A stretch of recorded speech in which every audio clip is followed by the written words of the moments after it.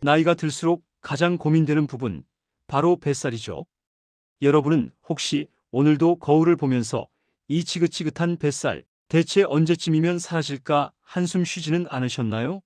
텔레비전을 틀거나 스마트폰을 보면 하루 딱 10분만 투자하면 뱃살이 마법처럼 쏙 빠진다는 운동법부터 이것만 먹으면 배에 있는 내장 지방이 아이스크림처럼 녹아내린다는 기적의 식품 광고들이 넘쳐납니다. 그런 광고를 보면 나도 모르게 혹하게 되고 지푸라기라도 잡는 심정으로 따라 해보기도 하셨을 겁니다. 그런데 여러분, 제가 오늘 아주 충격적인 진실을 하나 말씀드리려고 합니다. 만약 우리가 그동안 철석같이 믿고 있었던 그 수많은 뱃살 빼기 비법들이 사실은 전부 다 새빨간 거짓말이라면 어떡하시겠습니까? 우리가 그동안 광고에 속아 시간 낭비, 돈 낭비만 하고 있었던 것이라면요. 오늘 그 불편하지만 반드시 알아야 할 진실을 낱낱이 파헤쳐 드리겠습니다. 많은 분들이 오해하고 계신 것 중 하나가 지방은 무조건 나쁘다는 생각입니다. 하지만 우리 몸에 있는 지방이 다 같은 지방은 아닙니다. 지방은 크게 두 가지로 나눌 수 있는데요. 첫 번째는 피하지방입니다.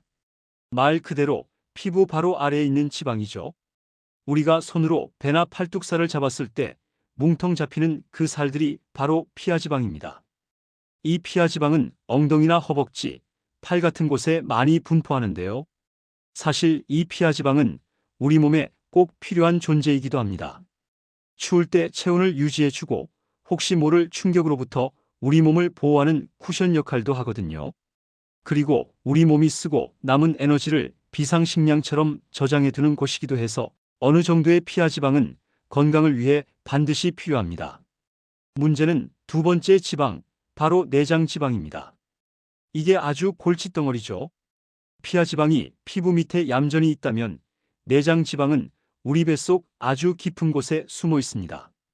간이나 췌장, 심장 같은 아주 중요한 장기들 주변을 둘러싸고 덕지덕지 붙어있는 지방이 바로 내장 지방입니다. 겉으로 보기엔 그냥 배가 나온 것 같지만 사실 그 뱃살 안에는 피하지방과 이 무시무시한 내장 지방이 섞여 있는 겁니다.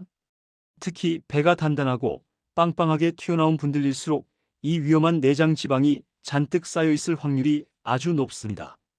그렇다면 왜 내장 지방이 위험하다고 하는 걸까요? 단순히 오태가 안 나고 배가 나와서 보기 싫은 외모적인 문제가 아닙니다. 내장 지방은 우리 건강과 직결되는 말 그대로 시한폭탄 같은 존재이기 때문입니다.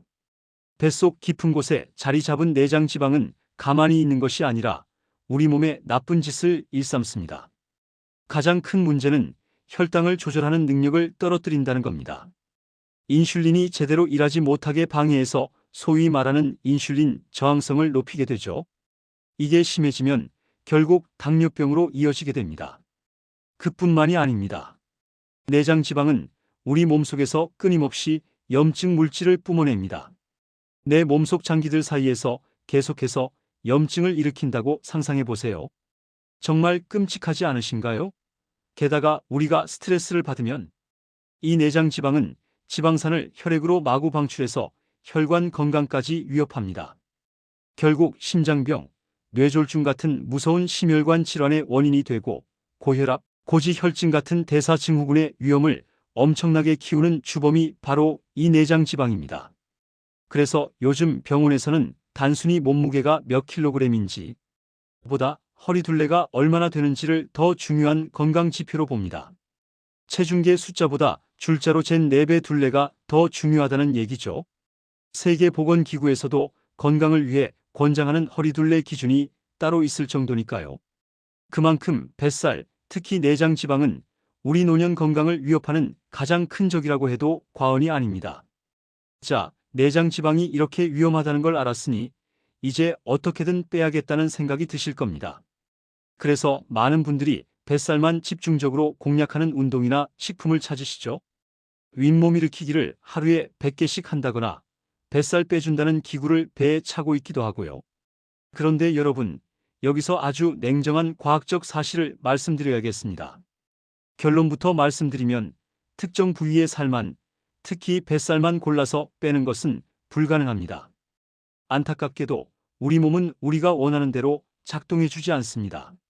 지방이 어디에 먼저 쌓일지, 그리고 살이 빠질 때 어디부터 빠질지는 내 의지로 결정할 수 있는 문제가 아닙니다.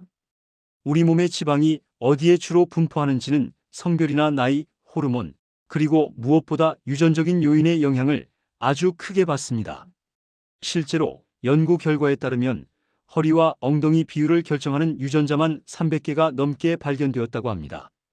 주변을 보면 어떤 사람은 살이 찌면 배부터 불룩하게 나오는 반면 어떤 사람은 허벅지나 엉덩이에 먼저 살이 붙는 경우를 보셨을 겁니다. 이건 그 사람이 게을러서가 아니라 그냥 그렇게 타고난 겁니다. 조상님들로부터 물려받은 체형과 지방, 분포 시스템을 우리가 인위적으로 근본부터 바꾸는 것은 불가능하다는 뜻입니다. 그래서 어떤 분들은 다른 사람들보다 뱃살을 빼는 것이 유난히 더 어렵고 힘들게 느껴질 수 있습니다. 그런데 왜 세상에는 여전히 뱃살 제거 비법이라는 광고들이 끊임없이 나오는 걸까요?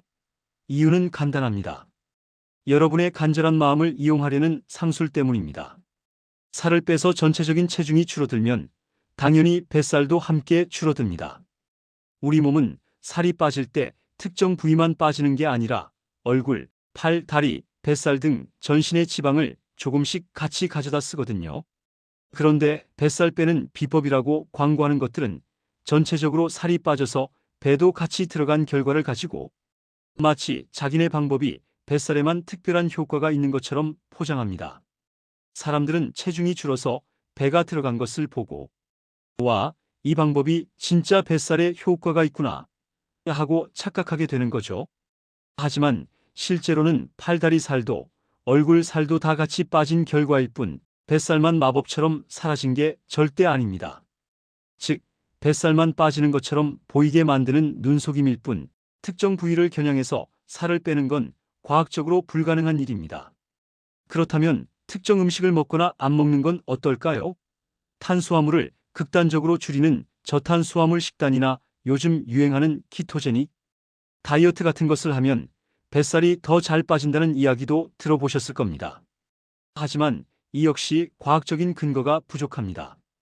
물론 탄수화물 섭취를 줄이면 전체적인 섭취 칼로리가 줄어드니까 당연히 체지방이 감소하는 효과는 있을 수 있습니다. 그렇게 전체적인 체지방이 줄어들면 내장 지방도 함께 줄어들겠죠.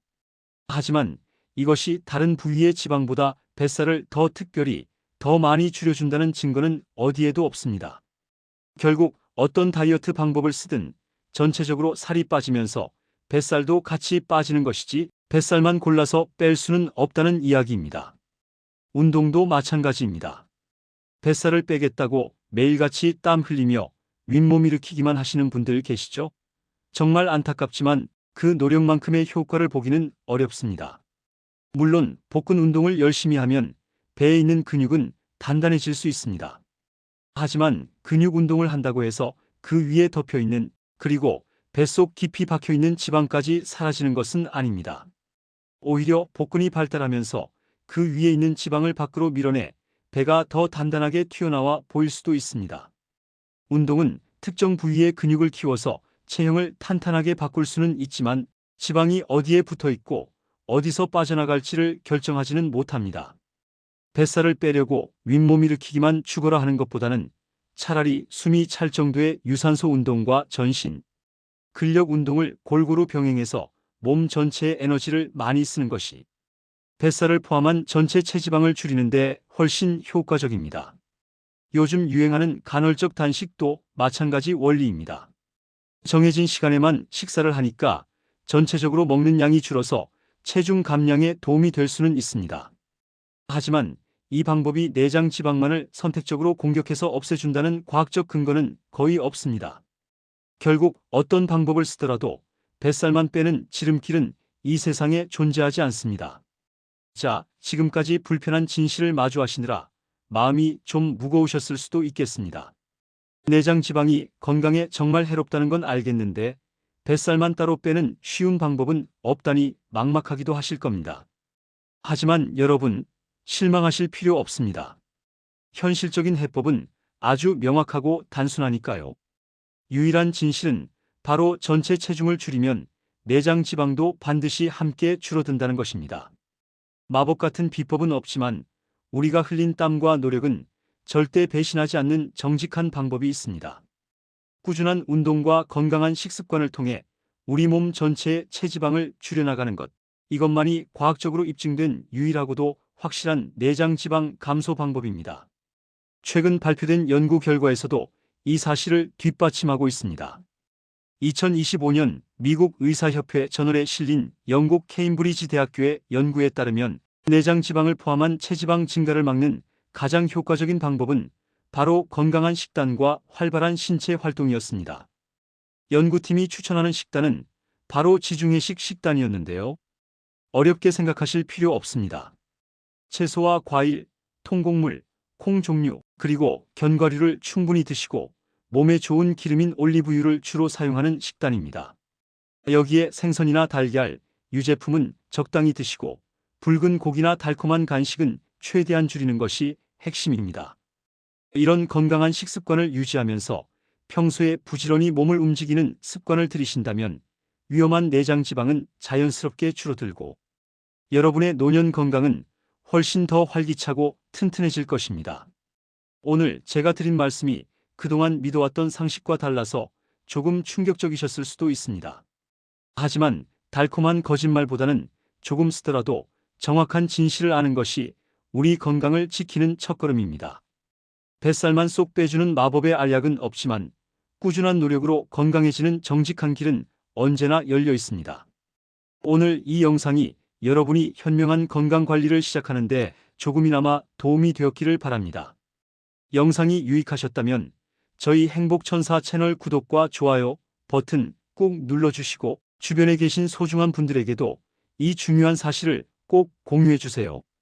여러분 모두가 뱃살 걱정 없이 건강하고 행복한 노후를 보내시길 진심으로 응원합니다. 감사합니다.